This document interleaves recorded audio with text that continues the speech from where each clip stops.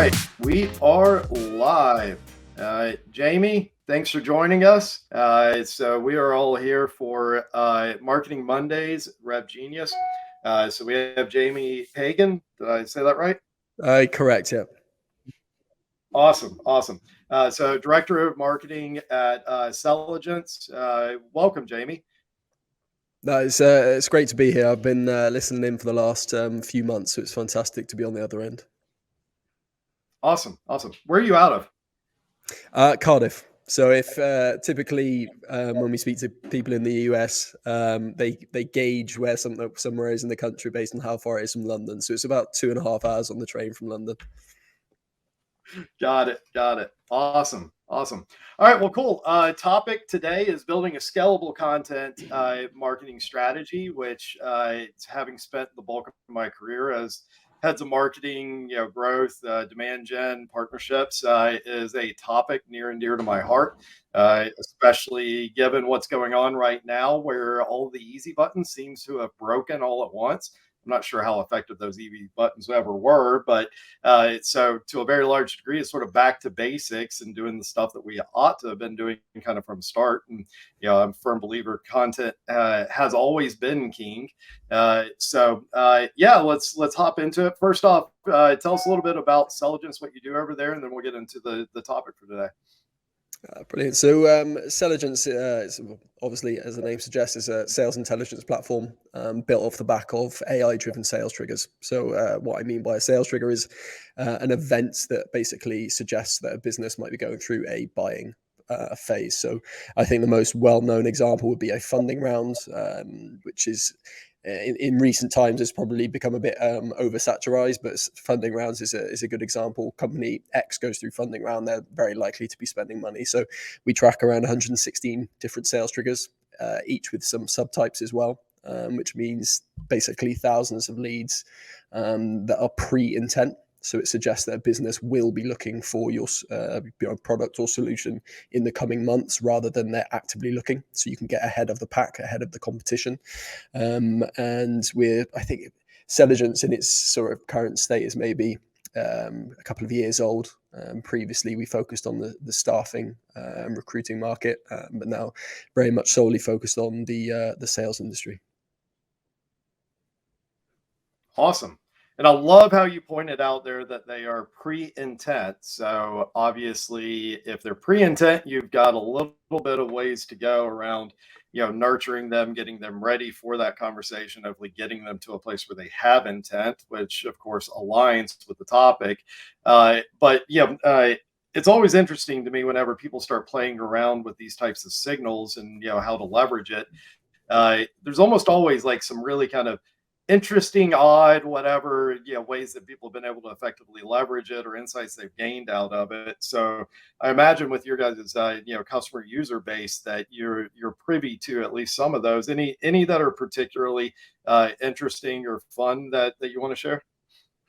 I think, like I say, we're tracking 116. So there's any one of them I could go through. I think one of our sort of more recent additions, perhaps something that's been, I don't know if you want to say fashionable in recent times, is perhaps key market movers. So senior leaders and executive leaders. Typically, when they move from one company to the other, I think research suggests that they spend around 70% of their budget in the first 100 days. So by tracking that particular event, if you've got a company that you're going after and you set a safe search or you set a trigger for that and a new executive joins that company, it's a very, very good way to get your foot in the door and potentially pitch. And that's just one of 116, as I said. I think we're delivering anywhere up to 35,000 leads on average per month across all of our core industries. And as obviously we look to expand those core industries, that figure will go up. So it's a steady stream of leads off the back of these event triggers that basically automate your prospecting. That's amazing. I knew that the tactic. I did not know the stat for how much budget was spent within that period of time.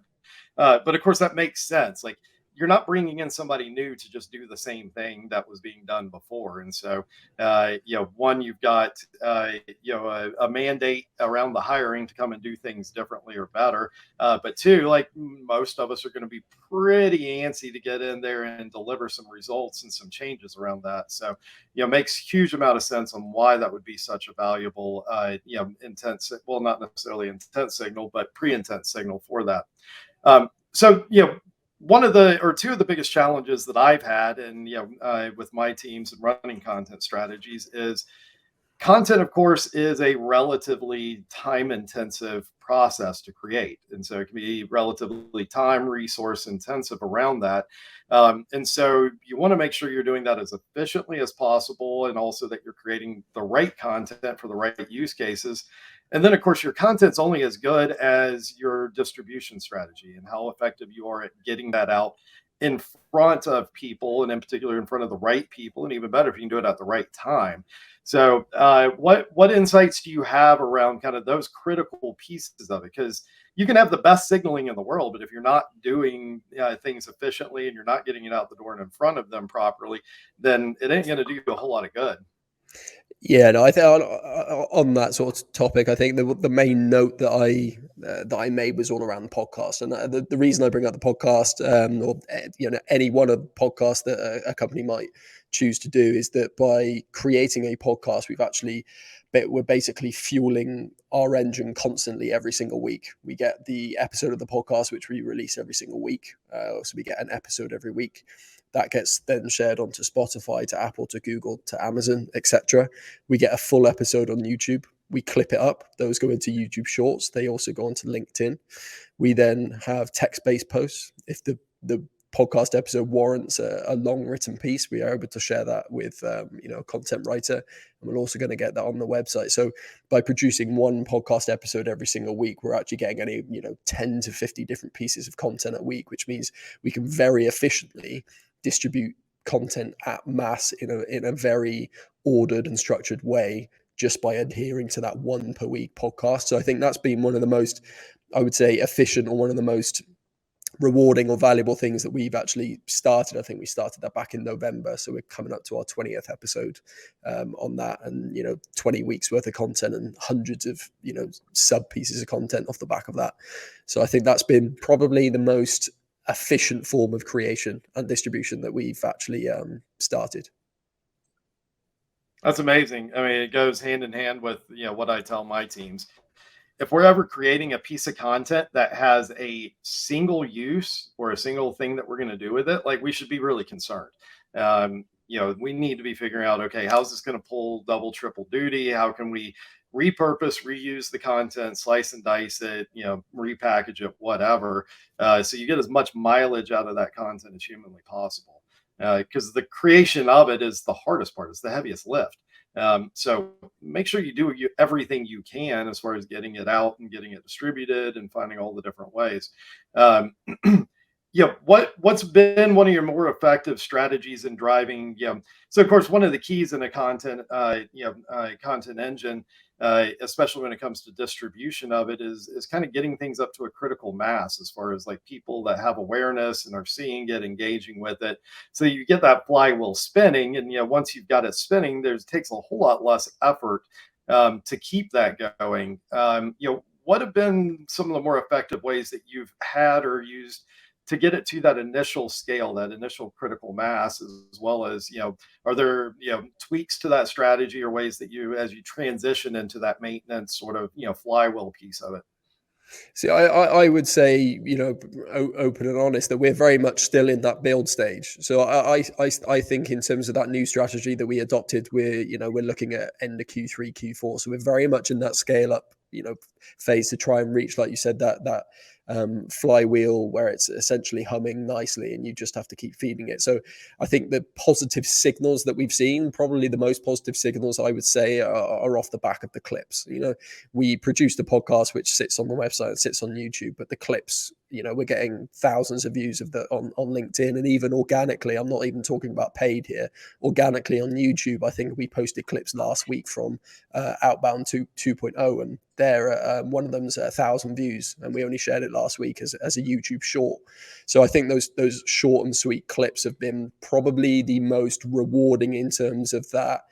I don't want to say easy, because obviously there's a lot of effort that goes into editing, clipping them up, writing the post. It's labor intensive, but they've been the most rewarding. And I think just naturally that sort of fits with the way people want to consume content, right? Natively inside the platform in a way that requires 0 clicks. And that's definitely been the most rewarding for us. Yeah, absolutely. You definitely want to present your content within, wherever possible, the context of the channel that they've discovered it in.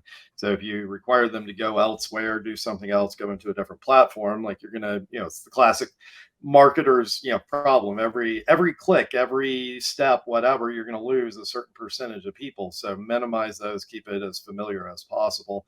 But also you alluded to something in there that's really important. You design your content relative to kind of where they are in that process or journey or familiarity. And so, for people that are just at that like awareness stage, of course, something that's going to be smaller, more bite-sized, easier to consume is going to be more appealing, and makes sense that that's going to be what they're going to typically engage with. And so I think that's a piece that a lot of people miss out on. It's like, okay, yeah, we need to do this in different formats and links and stuff like that. But then how do you best get that in front of the right people relative to kind of where they are and what their needs are, relative to the format, type of content that you've got. Yeah, no, Awesome. I was gonna say, sorry, that I'm a huge believer myself in. I think you've got to get the fundamentals right, and by fundamentals I mean, again, without paid. So if you're able to consistently distribute at scale, post daily, get it on YouTube weekly, get it on LinkedIn, get it on YouTube Shorts, your website, all that. If you're able to do that consistently at scale for 3 months, and then you can do it for 6 months, then it's time to start putting some money behind it. If you like you said, it's that consistency of scaling up to that opportune mass. And I think as soon as you lose that momentum, getting to that opportune mass, then obviously money's just going down the drain on content that people aren't. There's no consistency behind it.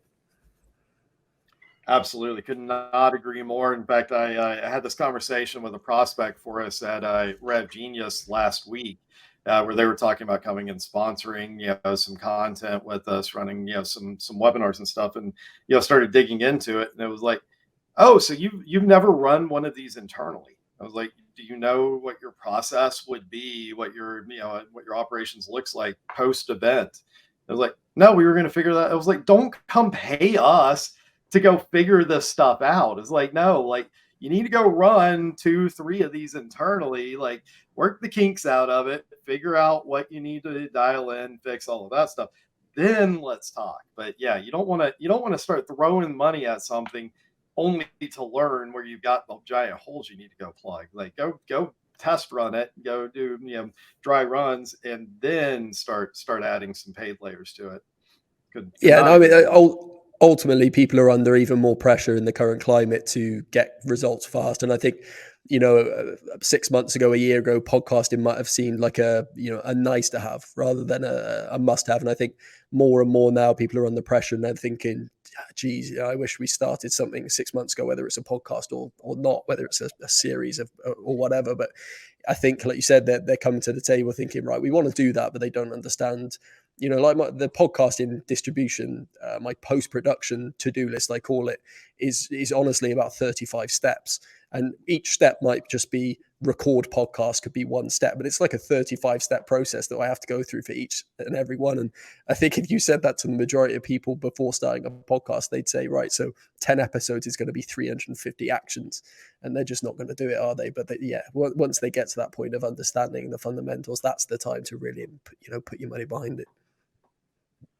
Yeah, I mean, we're a similar story here. Our operational doc for spinning up, promoting, running, post event for things like this is about 6 pages long.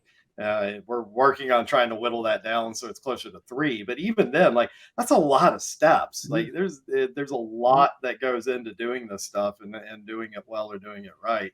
And I think that's also a big piece of the puzzle. Like how do you get that as efficient as humanly possible? Because whenever you're having to do this rinse and repeat, then it can add up a lot. You really hit on something. And when I've run my demand gen marketing agencies, it's something that I learned the hard way that you've got to really impress on people, make sure they understand. If you're doing a content strategy, it takes time for this stuff to deliver results, especially anything that's going to move the needle. I typically tell them like earliest you're going to see anything that's going to start moving the needle is like 90 days. Realistically, you're probably 6+ months out. Have you guys seen similar on your side? Yeah, I was just going to say, like, it's very much a case of, like I said, people want that quick win. They want switch LinkedIn ads on a Monday, and by Friday you've closed your first deal, and it's just, it's just not necessarily realistic. And I think I've always said, exactly the same as you. They're 3 months minimum, and in that 3 months you would have done some optimization, you would have done some testing, and you would have found, I guess, your positive signals in those ads that you can carry forward. And then in the 3 to 6 months, you start to get those inbound and start to get that, like you said, you start to reach that opportune mass where the content basically just feeds itself. But yeah, 3 to 6 months for sure. Yep. So you mentioned in the current environment, of course, we're all struggling with. So the light's just gone off. Yeah. I'm the only one in the office, so. But yeah, I mean, we're obviously under a bit of a crunch, more pressure than the industry's been in a long time, with a lot of pressure to demonstrate ROI and effectiveness of campaigns. With that sort of lead time and uncertainty around content, what advice do you have or strategies that you would suggest for how do you actually have these conversations with your manager, your C-suite, your investors, your board on like, hey, we need to do this, but it's going to be 3 to 6 months with no guarantees before you're going to see anything out of it. I think data is king. So I mean, personally, internally, we track. I couldn't even tell you how many different metrics, and I sort of reference them as positive signals there. But it's anything that suggests you're moving in the right direction.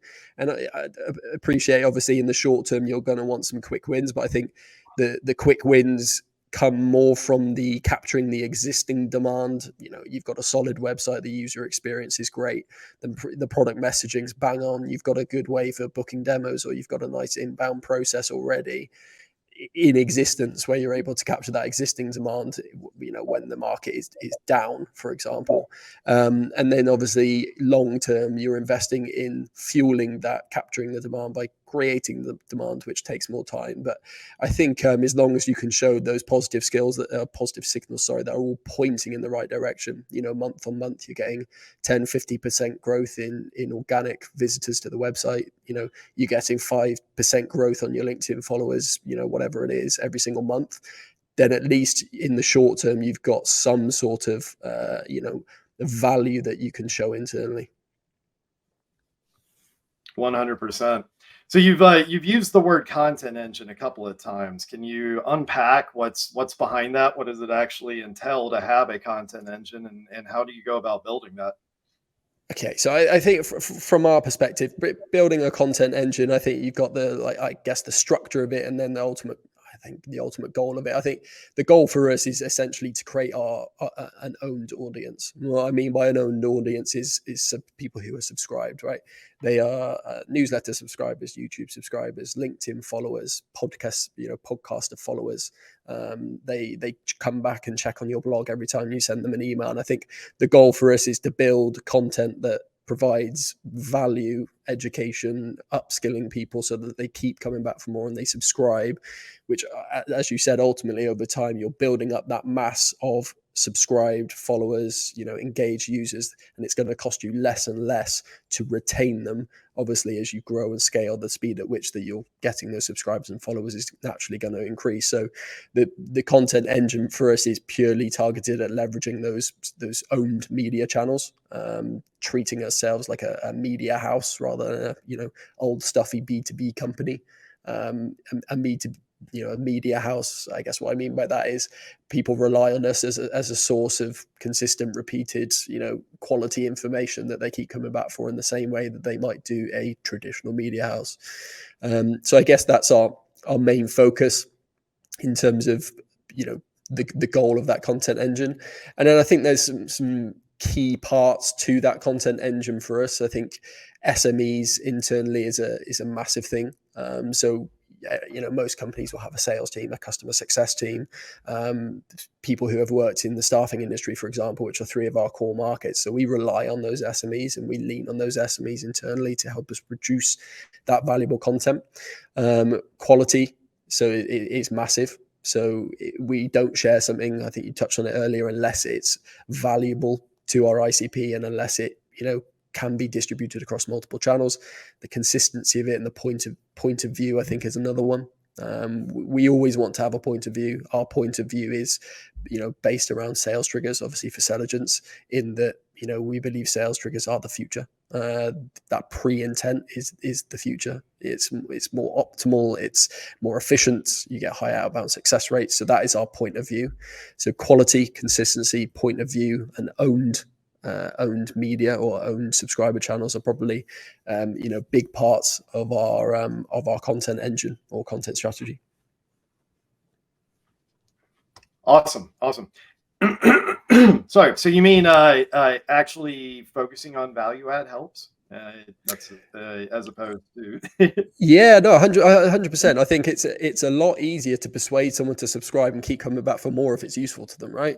If you're just trying to peddle something, then people are going to switch off straight away. I think when you see posts on LinkedIn, if someone's saying, check out our new product release, XYZ, or here's something that will save you 3 hours of time, and it's for free. People want that sort of media, and I think we're producing the content anyway. And in all honesty, it would be a hell of a lot more time-consuming, cumbersome, annoying, frustrating, whatever you want to call it, to gate it, to produce all of the sequences or automated sequences that follow up. So it's actually a lot easier to produce great content, which, that should be where your focus is, and then just put it online and distribute it as well as you can without then asking for more off the back of it and having to manage all of that follow-up process after it. If you do that consistently and at scale, people will come to you. You won't have to go out and actively look for them. Yep. Could not agree more. It's always one of my favorite things whenever I'm trying to do somebody a solid or help them out, and they're like, hey, I need, can somebody take a look at our content strategy? It's like, we've been posting like regularly for X amount of time and like nothing's happening. Like, you go look at it. It's like, well, all your content is like thinly veiled sales pitches, if there's any veil at all. It's like, well, maybe you should actually focus on some value add there. But that raises sort of the next question within that. How do you select or figure out what topics or what to write on from a value add standpoint? That's purely dependent on your ICP. So I'll take Selligence as an example. Our core ICP is sales. So we have sales guys that speak to our ICP every single day. So that's probably, so just behind my monitor would be where sales would sit. And I then, to my right, I've got CS. So I've got sales and CS feeding back to me constantly. I hear them on the phone. I ask them. I'm very, very nosy. What are people talking about? What are people struggling with? Like, at the minute, it's, the market's downsizing. People need leads. People are struggling with their outbounds. Response rates are down. Demo turnover rates are down. People just need more leads and higher quality leads to fuel it. So we try and position our content as much as we can based on the pain points of our ICP, and how, very, very like a sprinkle of how we can directly help support that. But the main goal is just how we can help, how we can upskill the pain points of our ICP. That's awesome. That's always been one of the most effective strategies I've had when I was running marketing teams, is making sure I've got tight alignment and two-way communication with the sales team. And it's always mind-boggling to me the number of marketers that I talk to, and it's like they never talk to anybody on the sales team. or if they do, it's, to point fingers and say, hey, you're dropping the ball on the leads we're generating, and they're saying you're generating terrible leads. But there's not ever actually that two-way communication, which of course is a challenge in some orgs, because you've got to build that alignment, especially if it's not been done traditionally. Obviously you're in really close physical proximity to them, but any strategies or things that you can share around how to drive that, especially if you're remote, not in the same place, you can't leverage actual physical proximity. Yeah, I think I've worked personally at some, I would call them like legacy B2B companies in the UK. So companies that are like an 8 billion valuation, and they've got thousands of staff and 100 marketers and however many thousand salespeople. And I think the difference between that sort of structure and the structure we're in now is just, it's that one team, which sounds like a real cliche, but like, you're not marketing and you're sales. You are a revenue generating function. Both of you are there to generate revenue. So we have, just to give a couple of examples, we have a monthly town hall where marketing have to present, sales have to present, and they all support that same strategic goal and the same revenue goal. So all of our information that is filtered down into the teams is aligned to the same goal. There's a sales meeting every month that I have to present at from marketing. This is what we are doing for you to try and help generate those inbounds, to try and make your job easier. Here's the collateral we've done for you. Here's the changes to the website that's going to make your jobs easier. So it is very much a case of, I am held accountable by sales. I hold sales accountable for any inbounds. I am very like, when there's inbounds and they go across, I'm like, guys, what's happening with this? Is good, bad? Give me the feedback. And it is just that open communication and holding each other accountable. So monthly presentations, weekly catch-ups, whatever it is, you've just got to make sure that the communication is as good as possible. That's awesome. And you've touched on and covered, the sort of anecdotal subjective feedback that you're able to generate from those teams. From the data side of things, what are things you guys pay particular attention to in order to, give some direction, level up, the content, the topics, things that you're focusing on? I think for us, in terms of, obviously we have a view of things like conversion rates inside CRMs, taking into account the performance of, or the uplifts from our tool. So we compare those sort of outbound success rates with the industry averages. We stay very on top of the industry averages in terms of how many leads are converting to qualified opportunities, how many other qualified opportunities, and then are you closing? And we pay very, very close attention to those. Obviously, when we're on those calls, as part of the sales process, it's very much a case of, what is your average at the minute? How can we look to help that? How, what integrations do you have? And we have different data for each of the integrations that we have, different CRMs, etc. So we keep a very, very watchful eye on industry trends. So I think there was one of the stats that we were sort of paying close attention to, is the number of dials it takes to connect to someone, or the number of dials it takes to have a genuine conversation with one of your ICP buyers.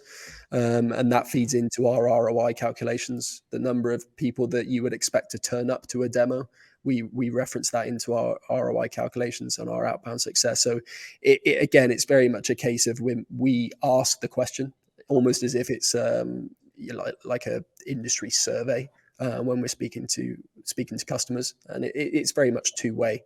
We share as much insight as we can, and we ask for as much insights as we can. Yep.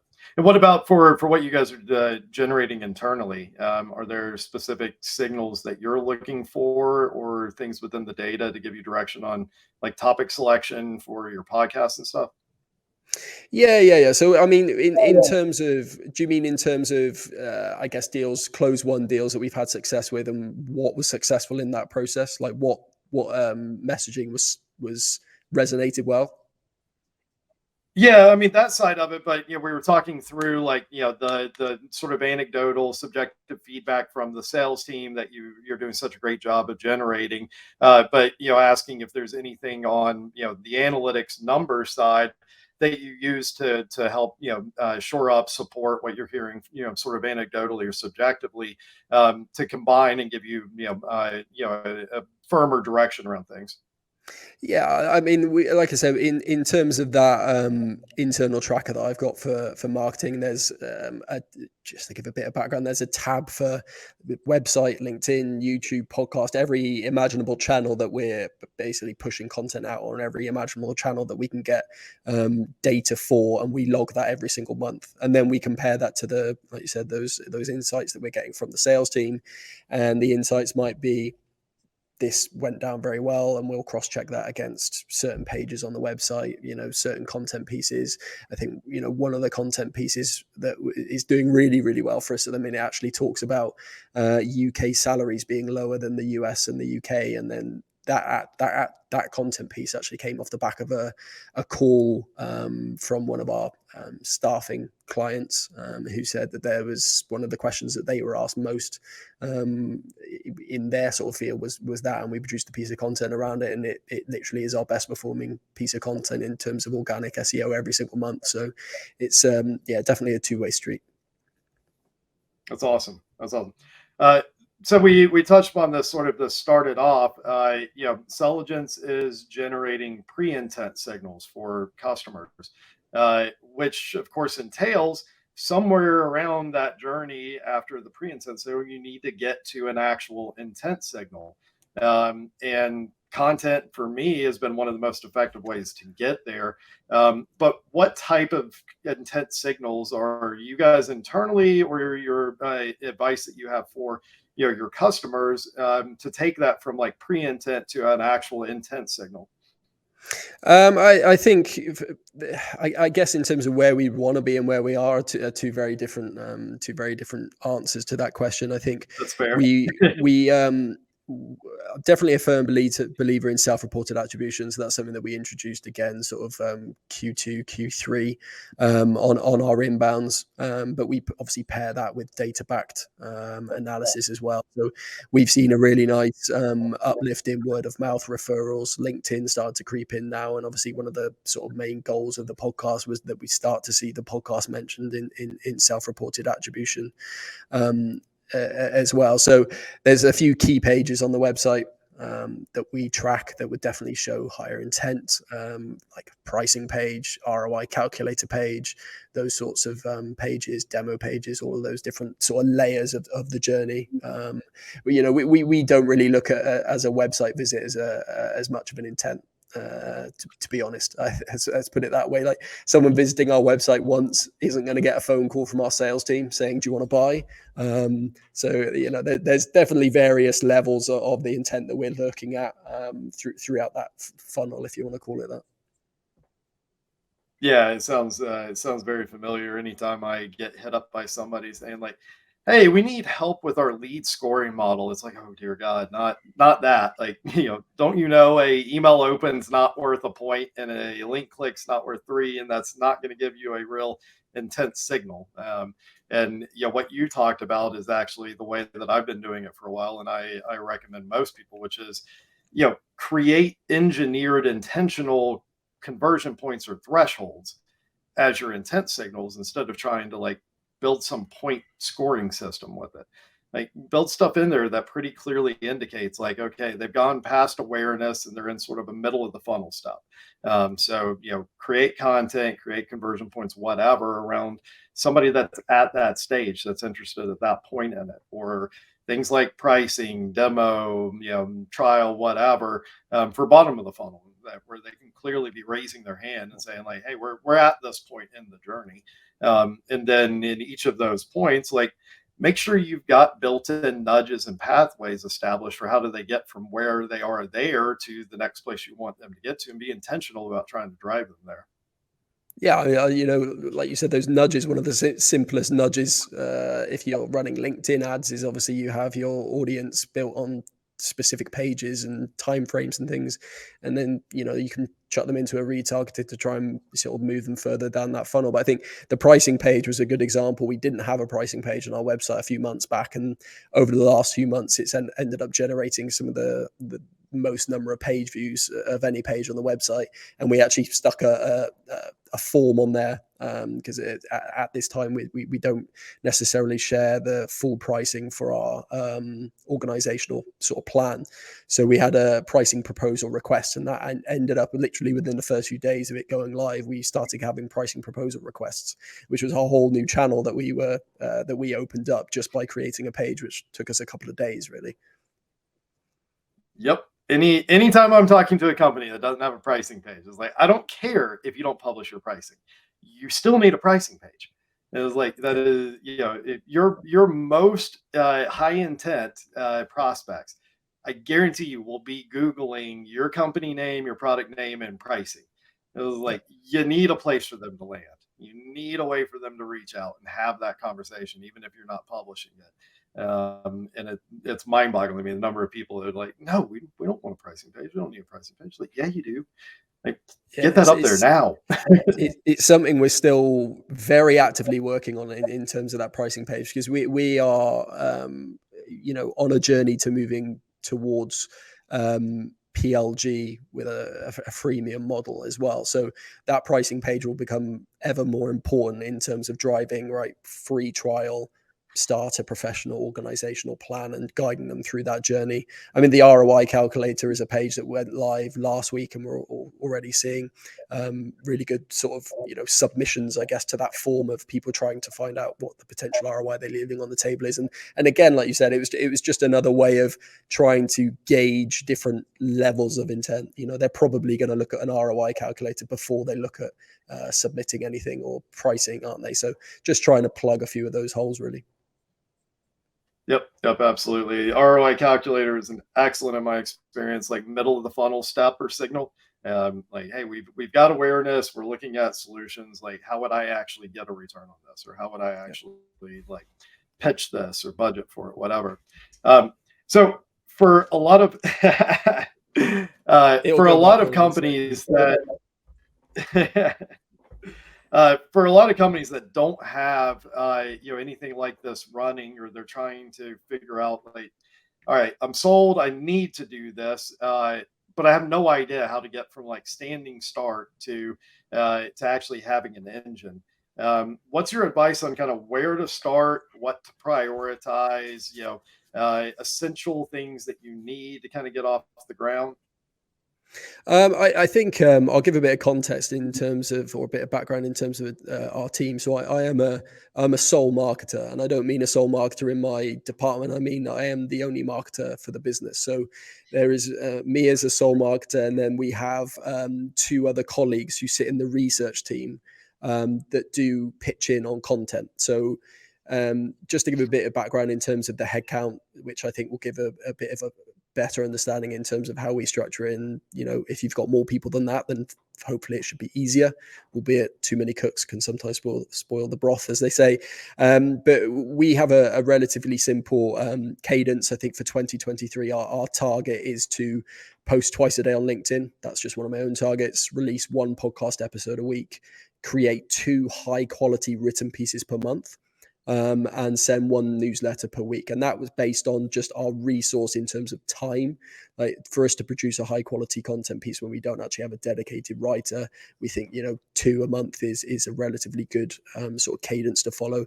If we get 25 pieces, very high quality content over the course of the year, that's great.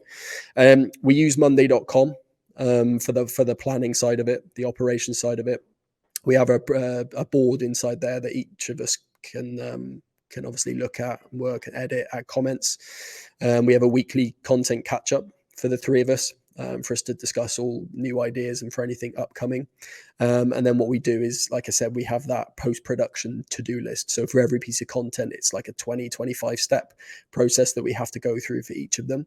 And that's how we just keep stuff moving through. We have a Teams channel, Slack, whatever you want to use, where we have a proofing channel, other areas of the business pitch in and add comments. So we basically keep ourselves accountable with a fairly rigid structure. I do like structure. I love Excel. I love things that can be given deadlines and timelines and anything like that. And I think you've got to keep yourself accountable. Like we said, that consistency is key. So if you agree a cadence at the start of the year, then try your best to maintain that cadence. And share the load as best you can. Like I said, I do all of the execution of the content, the distribution, as well as the podcast. I handle the podcast, and then the written pieces are handled by one of my colleagues, Becky, and another called Zara, who help with the written content. So that gives a bit of a background as to how we sort of maintain that engine and keep it moving forward. Obviously, there are lots of other moving parts that you can't necessarily control. If you've got external sign off, for example, that's probably one of the biggest hurdles that you have to overcome. That can typically take anywhere from a few days to 2 weeks, 3 weeks sometimes, which can be frustrating. But yeah, that's a bit of a background. Awesome. So yeah, I think that's really, really vital advice, is to start with what your internal resources are. What do you actually have, and then try and be reasonable with what your goals are relative to that.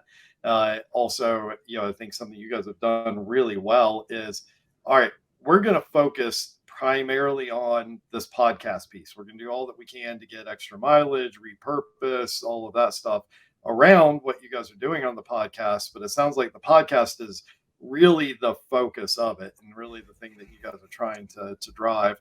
You've got obviously the written content, a couple of pieces a month. But the big thing out of that is, and I see people do this all the time, don't try and do too much all at once. Like, get one piece of it or part of it stood up, get it to that critical mass, get to where that flywheel's spinning, then try and layer on something else. But focus on what you can do, focus on executing on that, doing that regularly, and being really, really consistent with it. And then, that's the other piece that we had talked about. Like, it takes time. So like, don't get 3 weeks into your content strategy and say like, well, we're not generating anything out of this, so let's go over here and do this. Like, God, what a recipe for disaster. Yeah, I think a good example of that is Diary of a CEO. Everyone knows Diary of a CEO podcast, but I think it took something like between a year and 2 years, it was just flat. They didn't grow at all for a year or 2 years, and then it just, hockey stick growth. It just went absolutely mad. And I think even Stephen Bartlett said, if you're going to do a podcast, you need to stick to it for a year or two before you'll see any, measurable, demonstrable, whatever you want to call it, results. And I think, base it purely off your resource. I'd love to be on TikTok. I would love to be on Facebook and Instagram and all these other channels. We're a marketing team of one with 2 people who work in research who help a lot with the content, but that's still there's no dedicated resource for writing that content. And try not to be grass is greener syndrome. There are marketing teams that produce very good quality content at scale, but there's 40 marketers in that team.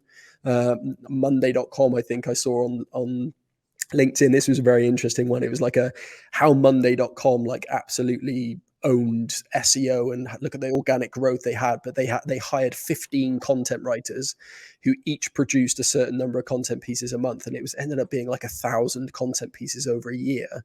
And that drove, basically, they just owned all like organic sort of media or content in that space. But how much did it cost for those 15 content writers, and how much did it cost for the marketers to promote the content and distribute the content? And I think it's just be realistic for the resources that you have from the get-go. Yeah, absolutely. I mean, it sounds a very similar story to HubSpot. That was sort of the secret to HubSpot getting in the place they were. Like, they were, as much as they were a technology company selling a MarTech product, they were also a just media company. They were generating just so much content and driving so much traffic to their site and so many inbounds. Like, I had a conversation with one of their heads of growth at one point, and they were talking about like, we don't do demand gen. It was like, we have the contact information of every single prospect that we could sell to. Like, at some point, they've come to the site, they filled out a form, like we touched them, and it was like, that's kind of insane to say. But yeah, I mean, they are, they're right up there as one of the kings of, how do you execute on that strategy? But, absolutely to your point, part of how do you execute on that strategy is having enough resources to have a big enough team to create that much content. Yeah, no, So, there's what are some of the, I was just going sorry, to say, if you type pretty much any marketing related question or query into Google, HubSpot are going to be ranked in the top 3 to 5 positions, and they have literally answered every single conceivable question people might have about how to do their job, and it's worked extremely well. But they were the first people to do that, so I think now everyone's trying to do it, which is why it's so difficult to rank. Yep, absolutely. So for those companies that are not fortunate enough to have those kinds of resources, any strategies that you can recommend, tips or tricks on how to do it on a shoestring, especially if they're running like a marketing department of one like you? Yeah, you've got to think best bang for your buck. Honestly, the podcast is, in terms of just internally for ourselves, is best bang for a buck. So I think we use Riverside.fm, which is about $29 a month, and we use that to record. The reason we use it is because you can quickly clip up into various different layouts and stuff for LinkedIn or for YouTube. So $29 a month for that. It costs us nothing to get people onto the podcast. It costs us nothing to post it on LinkedIn.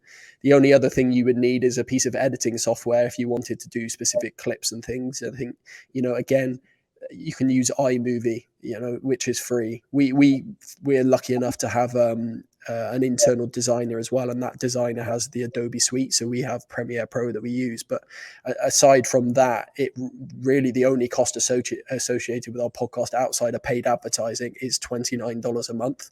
Canva, again, is free. We use Canva for basically everything to do with that. So the podcast is definitely the best bang for your buck. It's definitely labor intensive, but anything done on a shoestring is probably going to be overly labor intensive. But the results off the back of the podcast are fantastic. Awesome. And yeah, you mentioned, in a couple of places using internal resources, whether that was, additional team members that can help carry the load on, the creation of the content, an internal designer that you have, primarily sounds like for, other use cases within it. But I think that's also critical is like, take a look at your team, take a look at what, resources you have internally, what talent, what things that you have to lean on. A big piece of that is like spend a little time doing a little discovery, because you may find like you've got people that have talents or backgrounds and things that you weren't even aware of that you can leverage. And so, it may, at first glance be like, well, we got no help here. But if you take a few minutes and kind of talk through, like, all right, these are our needs, this is where we're trying to go. Like, what do we actually have internally? Yeah, on those monthly town halls I was on about, and those monthly presentations that I give, or those monthly updates that I give, it was off the back of one of those actually that I think Rebecca, who is our research manager, but she's probably the main contributor in terms of written content, in terms of those high quality long form pieces. And it was off the back of one of those, I think, and Becky touched base, and she said, "Oh well, actually, I've got a background in journalism," and I was like, amazing, great journalism. I was like, fantastic. And then you start, like you said, you start opening up these other channels, and I would almost I would bet my mortgage, my house, on the fact that you have probably got someone in your business with an English degree, whether that's like English literature or English language. You've almost certainly got someone who has got a design-based degree. And all these people, they are typically looking for a creative outlet. And writing or designing as a creative outlet. So, yeah, make friends with people, have coffee with people. Open up the conversations. I always say, if anyone wants to help or if anyone's got any great ideas, just come to me, and we'll try our best to look at it and work with it and see what we can do. Yep. As always, over communication solves a lot of things. And yeah, to your point, ironically, maybe not, best web dev that I've ever hired, I hired straight out of college as an English major. It just happened There you go. Just happened to like coding sites and playing around with web dev stuff on the side, and it was like, oh, you can do that. How'd you like to come work for us? And he's like, you mean I can do this hobby and get paid for it? It's like, yeah, let's Yeah, do this. I think that the key thing to remember is, you're probably 18 in the UK when you go to university. 18-year-olds don't really know what. There's not many 18-year-olds that know what they want to do when they're 30 or 40. So the chances of someone doing a degree in English or maths or science and then going on to do something completely different is very, very high. So just because someone is, a web dev, or just because someone's a research manager or someone works in sales, it doesn't mean that they don't have a degree in English and they love writing poetry. Like, you just don't know, do you? Yep, absolutely. It's funny. It was similar to advice I was giving my 14-year-old daughter the other day. She was all 14. She's all worked up about like, oh, what am I going to study in college? And I don't know what I'm going to go and be or do. I was like, I don't care what you choose at what age. I can virtually guarantee you 5 years later, you're not going to be doing the same thing. So it was like, don't Yeah. stress so much about it. Like, it's going to change. Yeah, I mean, I Well, did cool. design. I did product design, and I didn't go into design Exactly. because I didn't like people saying, "I want you to design this, but it has to look like this." I was like, "Well, that's not design." So that's why I went into marketing, and I used design every single day. But people, would wrongly assume that because I'm a marketer, I've never designed anything. I just run ads or stuff like that. So. Yep, I totally get it. I've got ABD, all but dissertation for a doctorate in philosophy, and you'd be shocked how much I use that background in the business world. But and actually, I've seen that broader backgrounds that people have more often than not, the more they can offer in as far as unique perspectives or ways to think through things and stuff like that. So I strongly, strongly value that sort of diverse background and having experiences outside of that core thing that you hired them for. But we're coming up on the end of the hour. Before we wrap up here, Jamie, tell the audience how can they get in touch with you? LinkedIn's probably your best bet. Just Jamie Pagan on LinkedIn. I think that's my profile URL. That's either that or my email, which I'm sure people can get in touch on the RevGenius community, of course. But they're the three best bets. Awesome, awesome. Well, sounds good. Thank you so much for coming on, Jamie. This has been a fantastic topic. I love a lot of the advice that you have on here, and sounds like you've got your work cut out for you. But it sounds like you're doing a hell of a job as a team of one right now. So hats off to you. No, I appreciate it. Thank you for allowing me to come on. More than happy to do it again. It's been great chatting. Awesome, awesome. Let's do it. Thanks so much, Jamie, and thanks everybody. We'll be back next week.